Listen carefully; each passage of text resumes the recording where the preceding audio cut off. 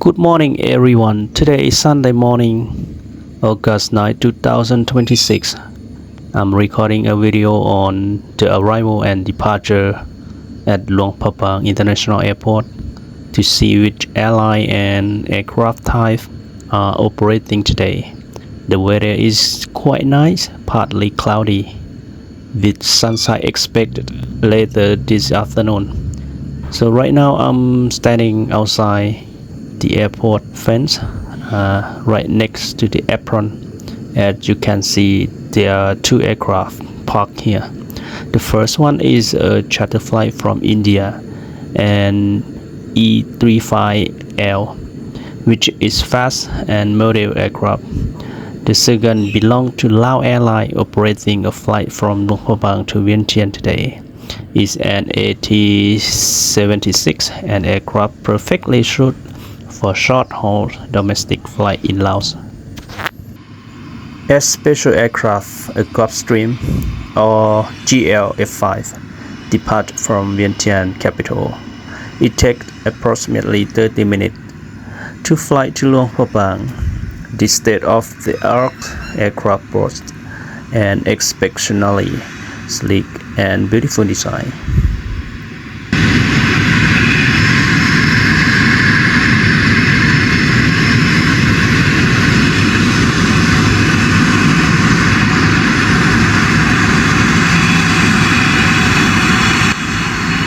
The marshaller is guiding the aircraft into the parking stand.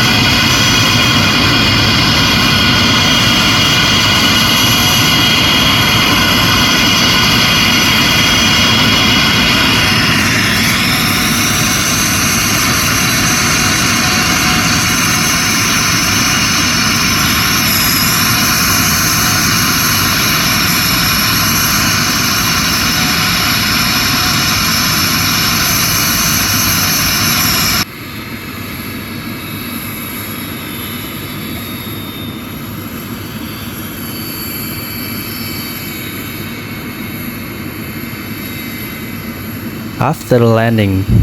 the plane is returned to Vientiane today.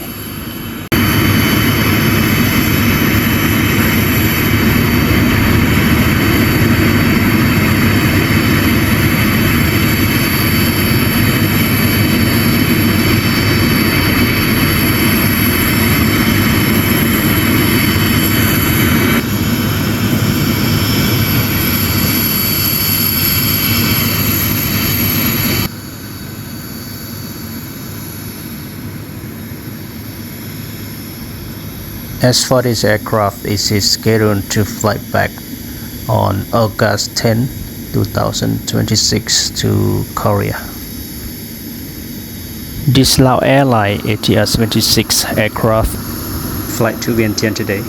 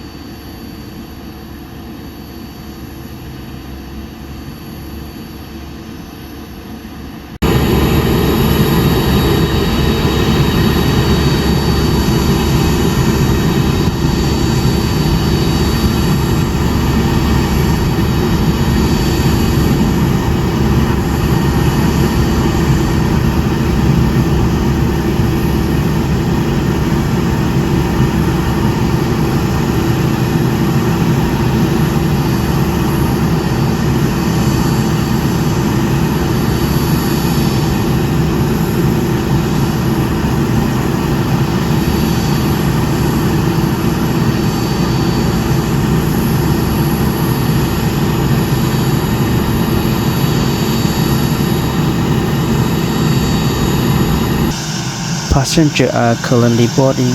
the aircraft. Get ready to fly back to Vientiane.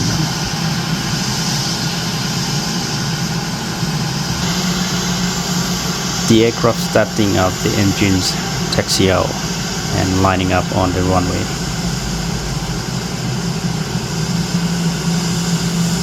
At Luang Prabang Airport, they have runway 05 and runway 23. This aircraft is likely taking off from runway 23 because the taxi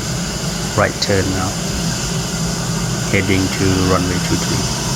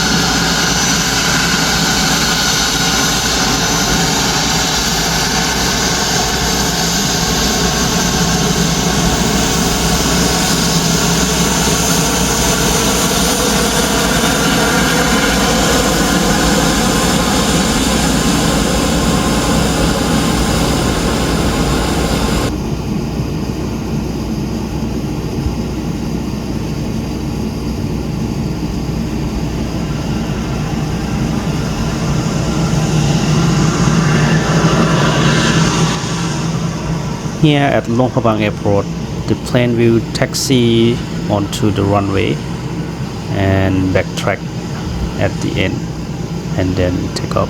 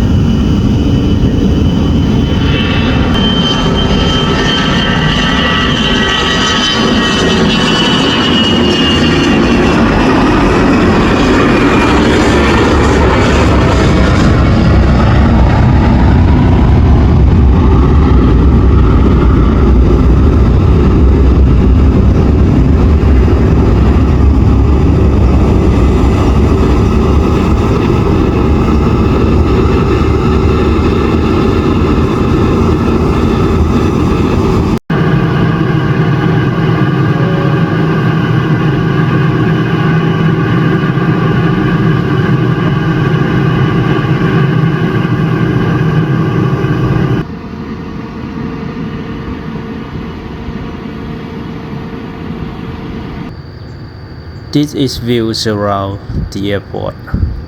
and surrounded by mountain and local village. It is an overcast today, but likely no rain.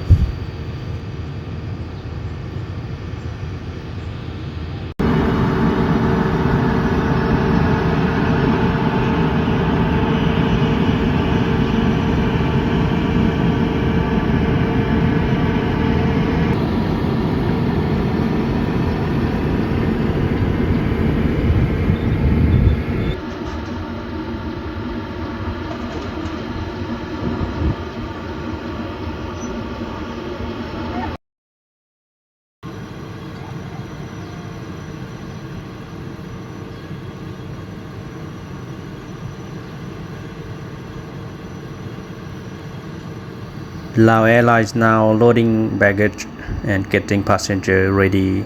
flight to Vientiane และจุดที่ค่อยยืนบันทึกวิดีโอนี้ก็เป็นจุด สูงของหอบัญชาการบินหลวงพระบางเนาะซึ่งค่อยก็ได้ขออนุญาตและก็ได้รับอนุญาตจากภาคส่วนเกี่ยวข้องแล้วเนาะและค่อยก็เป็นผู้หนึ่งที่ว่าเป็นพนักงานที่ว่าประจำอยู่หอบัญชาการบินหลวงพระบางซึ่งในเวลาที่ว่าค่อยพักเบียกแล้วก็ค่อยก็ได้ญาติเวลามาถ่ายวิดีโอให้พี่น้องได้เบิ่งเนาะไว้โอกาสหน้าเนาะค่อยก็สินำเสนอเกี่ยวกับเวียกงาน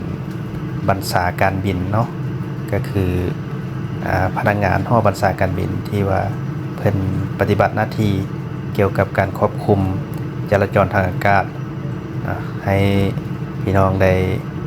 รับรู้แล้วก็รับชมเนาะว่าหน้าที่แล้วก็การปฏิบัติเวียกงานเพิ่นมีหยังแดหน้าที่หยังแดเนาะในแต่ละมื้อพี่น้องได้เห็นเดี๋ยวนี้ก็เป็นยนต์การบินลาวเนาะเพิ่นกำลังโหลดผู้โดยสารเกียมสิขึ้นจากหลวงพระบางไปเวียงจันทน์แต่ว่าตามสังเกตเบิ่งผู้โดยสารเพิ่นก็หลายอยู่เนาะน่าจะเต็มลำ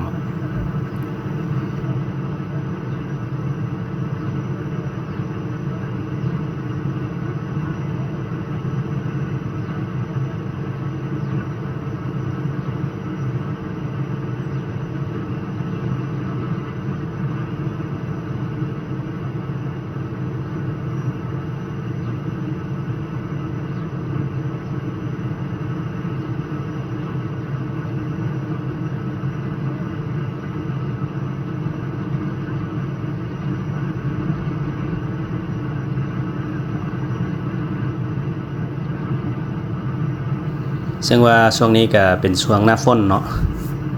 แขกต่างประเทศหรือว่านักท่องเที่ยวอาจจะบ่หลายเนาะในฤดูกาลนี้แต่ว่าจะมีแขกก็คือนักท่องเที่ยวเพิ่นมาเที่ยวชมหลวงพระบางหลายกันในช่วงเริ่มท้ายเดือนเก่าหรือว่าต้นเดือน10ไปเนาะจนฮอดเดือน2เดือน3ที่ว่าช่วงนั้นแขกหลายเป็นช่วงไฮซีซั่น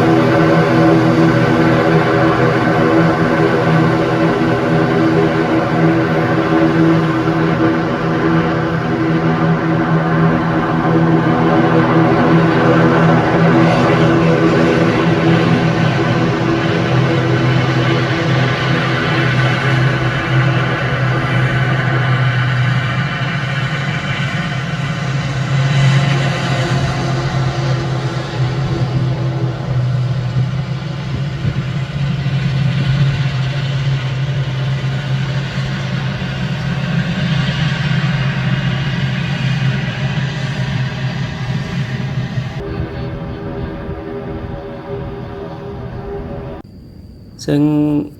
อากาศในมื้อนี้ก็ฟ้ามืดครึ้มเนาะเฟื้อลายเฟื้อปกคลุมลายแต่ว่าเบิ่งคือสิมีฝนแต่บ่มี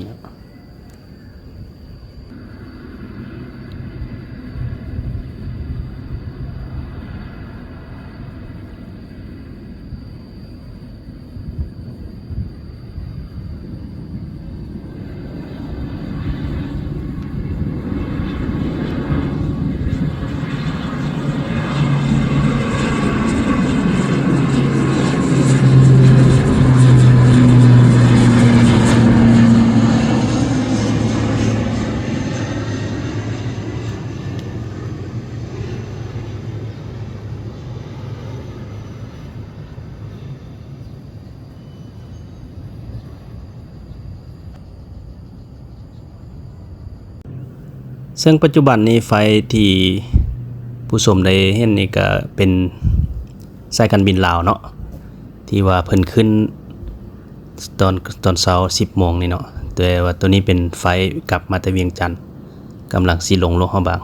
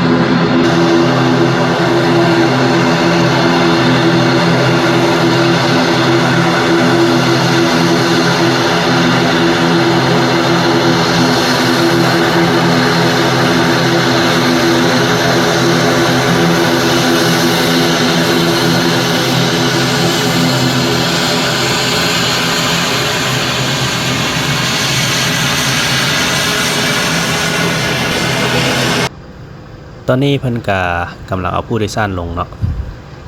หลังจากเอาผู้โดยสารลงแล้วก็เพิ่นสิมีไฟต่อจากโรงพยาบาลไปเชียงใหม่เนาะแล้วก็เชียงใหม่โรงพยาบาลเป็นเที่ยวบ่ายเนาะ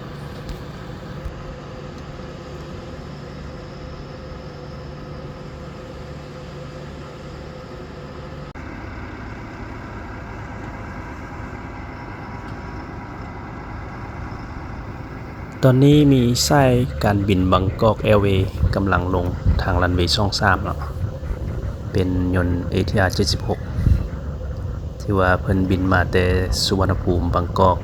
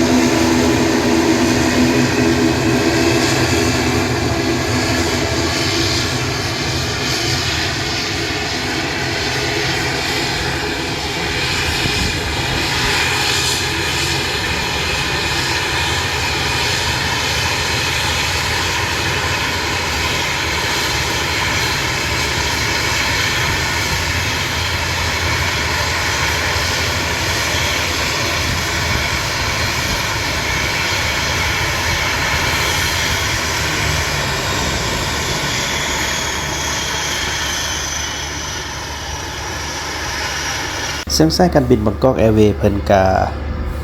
ที่ว่าบริการบินทุกมื้อเลยเนาะจันทร์5วันอาทิตย์คือว่ามีผู้โดยสารหลายนะโดยเฉพาะกับผู้โดยสารบ่ว่าจะเป็นชาวต่างประเทศและก็ผู้โดยสารชาวไทยเนาะที่ว่าเพิ่นมาท่องเที่ยวหลวงพระบางเพราะว่าหลวงพระบางก็เป็นเมืองที่ว่าเมืองเก่าแก่เมืองสวยงามมีสถานที่ท่องเที่ยวแห่งสำคัญและก็โด่งดังหลายแห่งเนาะบ่ว่าสิเป็นท่องเที่ยวเชิงธรรมชาติท่องเที่ยวเชิงปุริยสถานที่เก่าแก่เนาะเป็นวัดวาอารามเนาะสถานที่ต่างๆเนาะซึ่งก็มีความสนใจและก็ดึงดูดนักท่องเที่ยวมาท่องเที่ยวหลวงพระบางหลายขึ้นในช่วงบ่ว่าสิเป็นช่วงหน้าฝนหรือว่าช่วงไฮซีซั่นก็คือหน้าหนาวที่ว่าจะมีนักท่องเที่ยวเข้ามาเที่ยวชมหลายหลังจากเครื่องบินลงเนาะประมาณ30นาทีก็คือเพิ่นสิเอาผู้โดยสารลงแล้วก็เอากระเป๋าลงแล้วก็โหลดกระเป๋าขึ้นเดี๋ยวนี้ก็กำลังเกียมแล้วก็โหลดผู้โดยสารแล้วเดี๋ยวนี้ซึ่งไฟเพิ่นก็สิไปบางกอกเนาะหลวงพระบางบางกอกเดี๋ยวนี้ผู้โดยสารกำลังขึ้นยนต์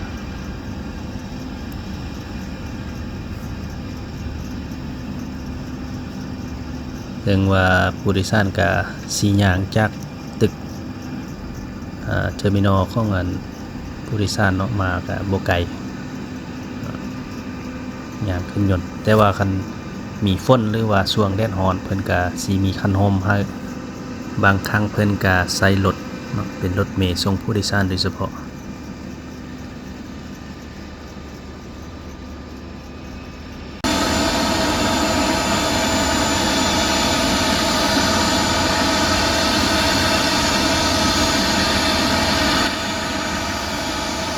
ซึ่งเวลาเดียวกันนี่ก็มีสายการบินลาวเนาะเพิ่นก็เตรียมสิไปเชียงใหม่ซึ่งว่าเป็นเวลาเดียวกันเนาะแต่ว่ายังให้ท่านผู้ชมได้รู้ข้อมูลหน่อยนึงเกี่ยวกับการที่ว่านักบินเพิ่นเนาะสิติดจักรหรือว่าสิแท็กซี่แม่นเพิ่นจะมีการประสานงานก็คือได้ประสานงานลมกับหอบัญชาเนาะคือว่าหอบัญชาเพิ่นก็สิให้ข้อมูลแล้วก็ทิศทางขึ้นอนุญาตให้แท็กซี่เข้ารันเวย์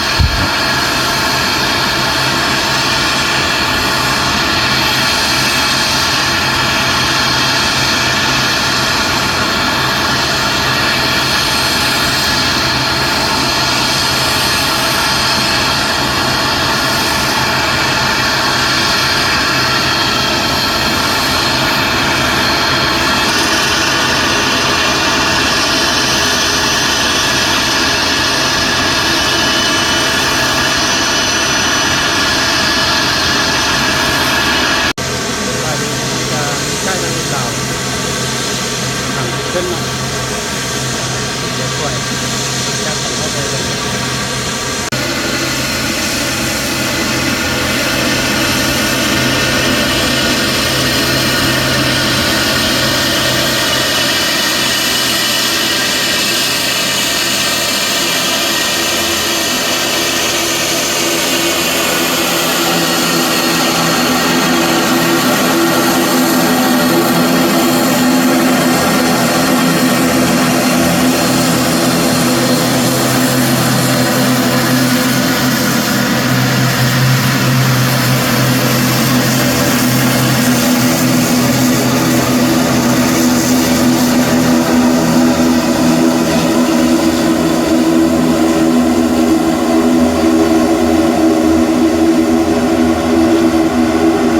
คือในกรณีนี้เนาะคันว่าบ่มีหย่อนยั่งนักบัญชาเพิ่นก็สิอนุญาตให้นักบินนำเครื่องบินเข้าในรันเวย์แล้วก็แท็กซี่ไปแบ็คแท็กจนเดินแล้วก็เคลียร์เทคออฟเพิ่นขึ้นเนาะแต่ว่าถ้ามีเครื่องบินเนาะเพิ่นก็สิมาแท็กซี่มาโฮนบ่จุดแท็กซี่สิเรื่องนี้ท่าเนาะรอท่าหลังจากเครื่องบินเพิ่นลงแล้วก็ ยังสามารถเข้าไปได้อันนั้นเป็นระเบียบการเนาะ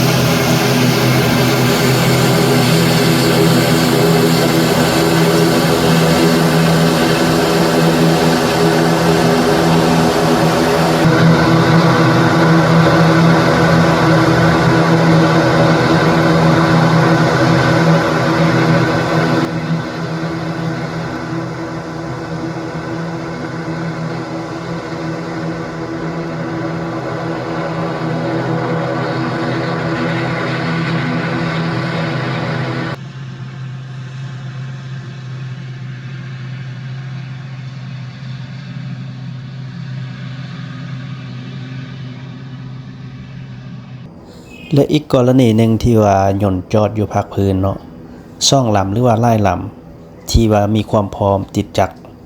พร้อมกันเนาะแล้วนักบัญชาจะ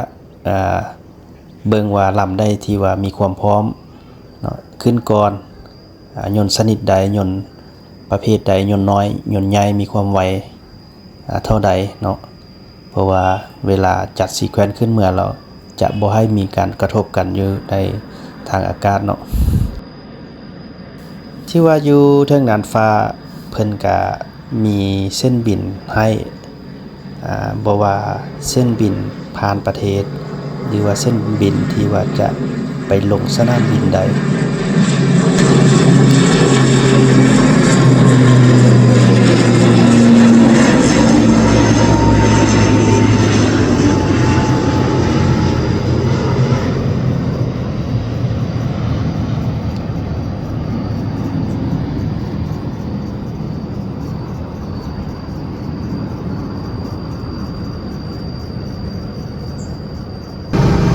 สบายดีพ่อแม่พี่น้องมื้อนี้ก็มาพบกันวันที่10เดือน8 2026เนาะจังว่าเดี๋ยวนี้ก็ไปก็อยู่สนามบินสากลโลกพะบางที่ว่าจะมาเก็บภาพบรรยากาศเกี่ยวกับ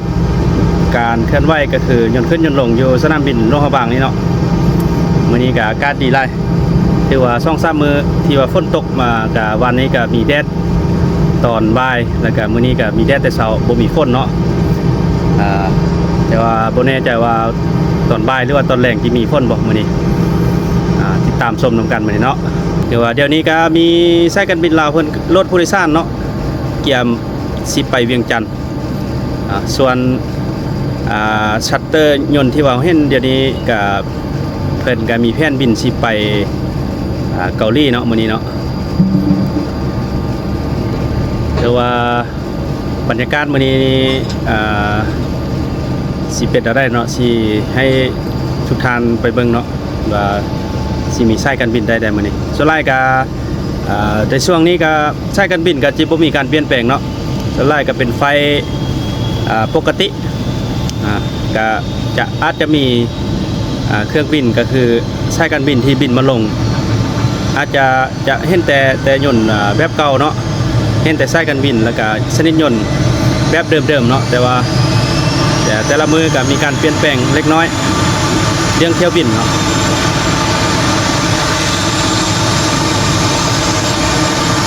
ไปรับชมกันเลย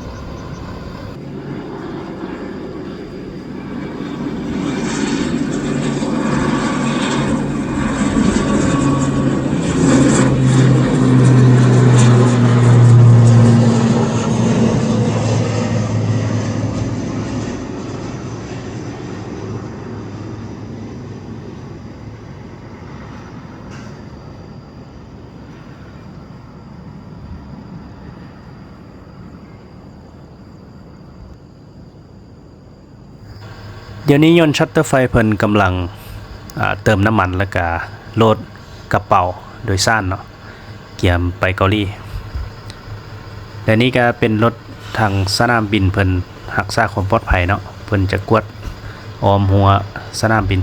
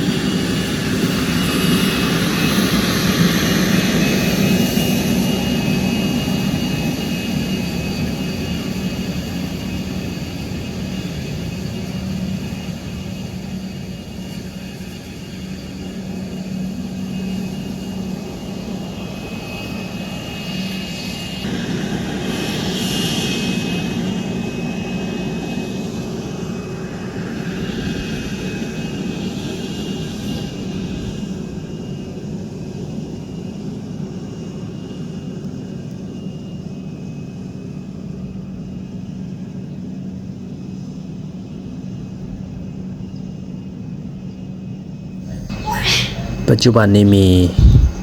ยนต์ลาวแอร์ไลน์เนาะเพิ่นมาแต่เชียงใหม่มื้อนี้เพิ่นลงทางในเมืองทาง05ซึ่งทาง05นี่ก็วิวงามหลายเนาะเห็นภูซี่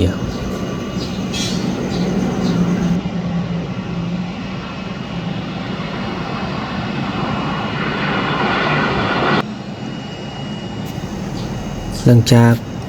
ยนต์ลาวเพิ่นลงแล้วก็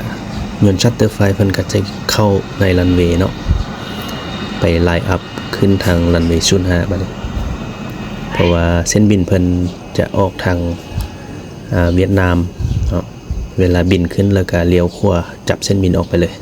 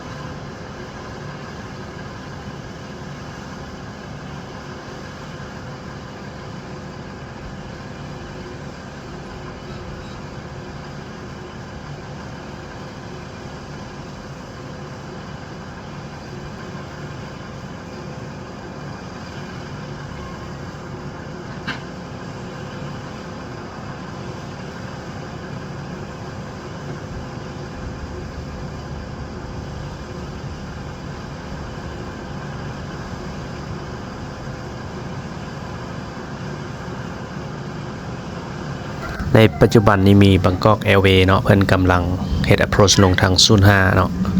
ไหลลังยนต์การบินลาวเพิ่นเมื่อกี้เนาะเป็นเบอร์2ที่ว่าส่วน05จะเห็นวิวภูผาหลายเนาะ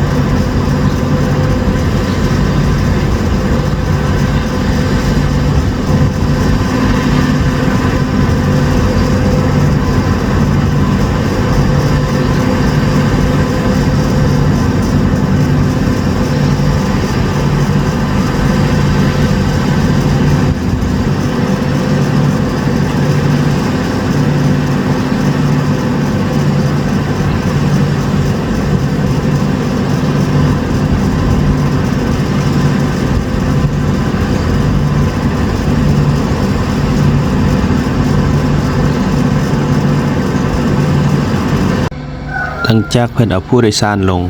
ประมาณ30ปลายนาทีเพิ่นก็กำลังโหลดกระเป๋าเนาะ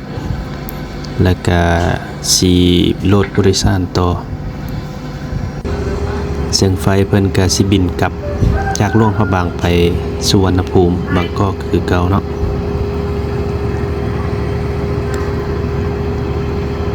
ที่ว่าผู้โดยสารก็หลายส่วนการบินลาวก็กำลังโหลดกระเป๋าเนาะเตรียมยนต์ที่จะไปเชียงใหม่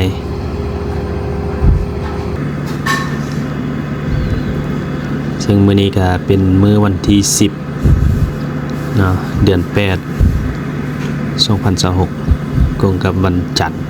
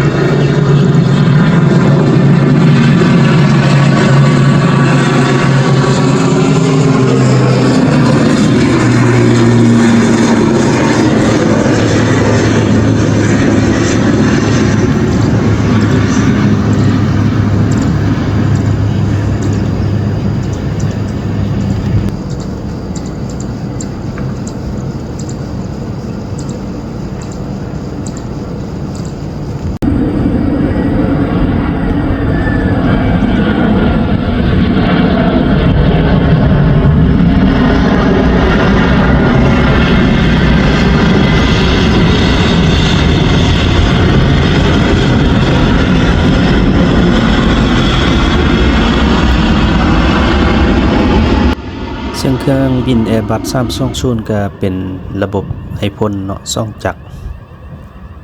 ซึ่งปกติก็บรรจุผู้โดยสาร150ถึง186หรือว่าอาจจะบรรจุได้หลายกว่านั้นเนาะ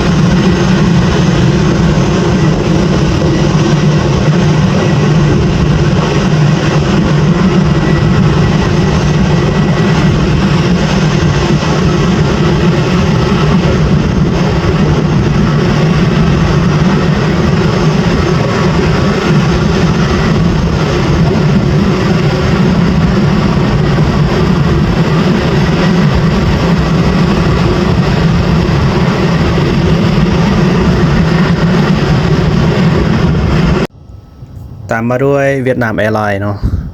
เพิ่นบินมาแต่น้อยบ่ายฮานอยเนาะประเทศเวียดนามเป็น Airbus 321กำลังสิลงทางรันเวย์23ซึ่งว่ามีความสวยงามเนาะ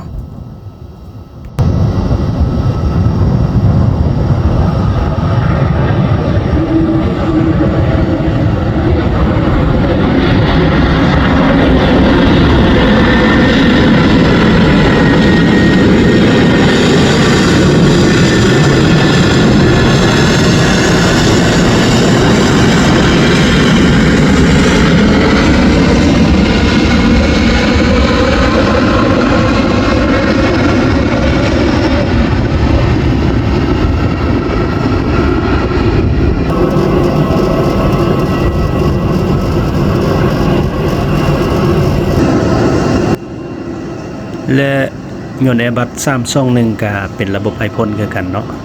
ว่ามี2เครื่องจักรโดยขับเคลื่อนแล้วก็มีตัวเครื่องที่ยาวกว่า Airbus 320สามารถบรรจุผู้โดยสารนี้ตั้งแต่185 200สาวโดยประมาณเนาะช่วงนี้เพิ่นบินเกือบทุกมื้อเนาะแต่ว่ามีบางมื้อที่ว่าเพิ่นก็บ่บินแต่ว่าช่วงไฮซีซั่นนี้เพิ่นจะบินนี่เฮ็ดบินเที่ยวโค้งเนาะก็คือบินแต่น้อยบ่ายฮานอยมาลงโลหะบางแล้วก็ขึ้นจากโลหะบางไปเสียมเรียบกัมพูเชียเนาะหลังจากนั้นก็บินกลับจากกัมพูเชียมาลงโลหะบางแล้วก็บินจากโลหะบางไปฮานอยน้อยบ่ายเนาะเป็นเที่ยวโค้งใส่ Airbus 321นี่แหละบินทุกมื้อเลย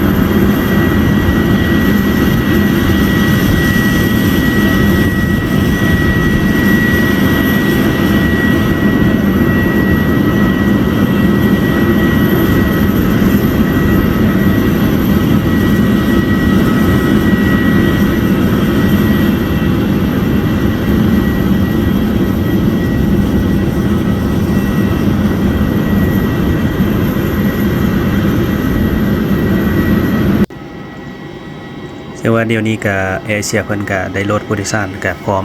pushback เนาะขัดกะนี่ขึ้น23เพราะว่าเพิ่นหันหัวมาทางรันเวย์23เนาะแต่ว่ายนต์ใหญ่นี้เพิ่นก็จะเข้าจอดจุดงวงช้างที่ว่าเป็นหนทางยางลอยฟ้าเนาะไปหาตัวลำของยนต์แต่ว่าคือเวียดนามแอร์ไลน์เพิ่นก็อาจจะบ่ใช้เนาะเพิ่นก็สามารถใช้เป็นคันใดคือกันเนาะ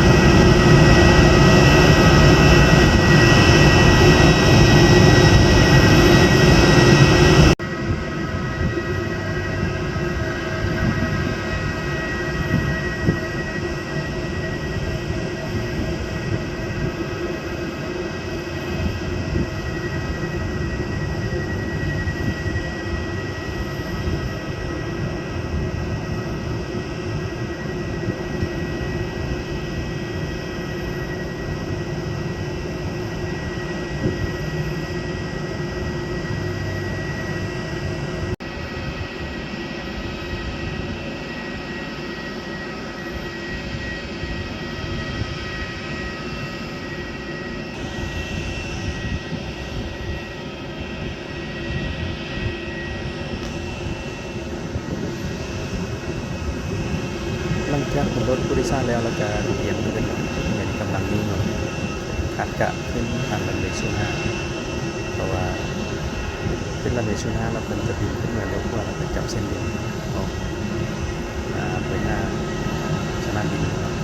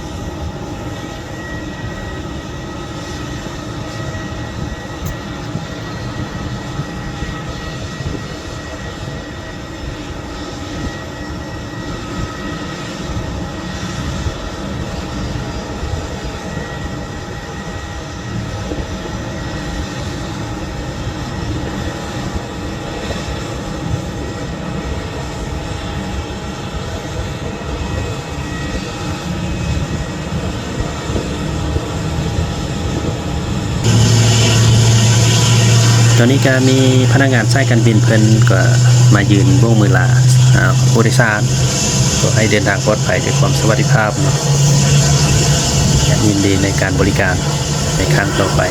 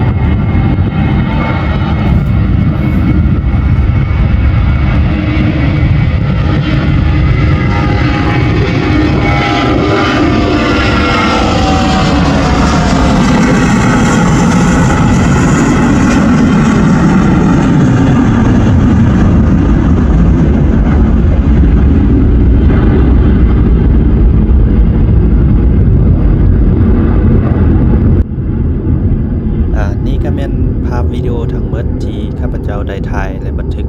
ให้ท่านผู้ชมได้เบิ่งเนาะหากมีข้อมูลใดที่นำเสนอไปแล้วผิดพลาดข้าพเจ้าก็ขออภัยเพื่อเป็นกำลังใจให้ข้าพเจ้าเฮ็ดคลิปต่อไปอย่าลืมกดไลค์กดแชร์กดติดตามข้าพเจ้าเด้อขอบใจ That's all the footage for this video. I'm sorry if I made any mistake. To help me make more video, please like, share and subscribe. Thank you for watching.